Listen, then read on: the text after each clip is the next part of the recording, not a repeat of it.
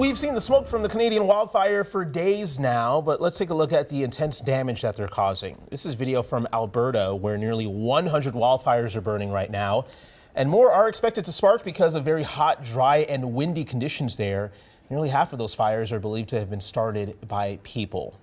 And those wildfires are impacting us here in Minnesota. This morning, we're bringing you team coverage on the conditions from that smoke. Yeah, let's get to Guy first, though, with air quality looking at at this hour. Hey, Guy. Well, you know, air quality has improved. You have air quality alerts that has lifted. So now just to track the smoke, because what will stick around, a little bit of that wildfire smoke that will be lofted up in the sky, but not expected to reach the surface. That is when you have poor air quality, when that smoke drops down to the surface and we have to breathe all of that. So here's the wildfire smoke forecast. You still got a little bit of some smoke up in the atmosphere here in northern Minnesota, but you'll see those brighter colors, darker colors indicating where the smoke is thick. Look at this. Once we hit blue, over the weekend, this is a timestamp tomorrow morning, 6:30, noticeable progress up there. So that means this weekend skies are going to be a little more blue than they've been lately. That's some good news for sure. Thank you, guys. So let's get to Eva now, who's live in Minneapolis. How are conditions there this morning, Eva?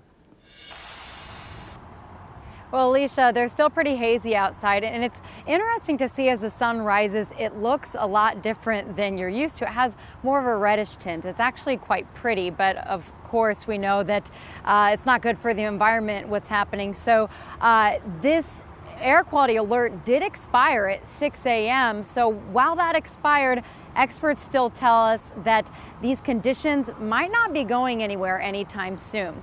They say the smoke from the wildfires, like the one that's happening in Canada right now, impact the air quality a lot more than everyday emissions that we're used to, like smoke from factories and cars. And they say historically, smoke in these situations hasn't stuck around long. But that all changed in 2021 when another outbreak of Canadian fires led to the so-called Summer of Smoke, with some of the worst air quality readings that we've ever seen. And they say the timing and trail of this smoke could lead to an even longer summer. It's concerning that we're seeing smoke this early in the wildfire season. Typically we see these events in July, August, maybe September. We may see, wave after wave again, depending on how the weather pattern's set up. Doctors say this smoke does increase the inflammation in our bodies, and people who will be impacted even more are those who suffer from lung conditions, things like asthma, COPD. So if you have any of these conditions, be sure to take it easy, and they say stay informed on the air quality. Guys? Great reminders. All right, Eva, thank you.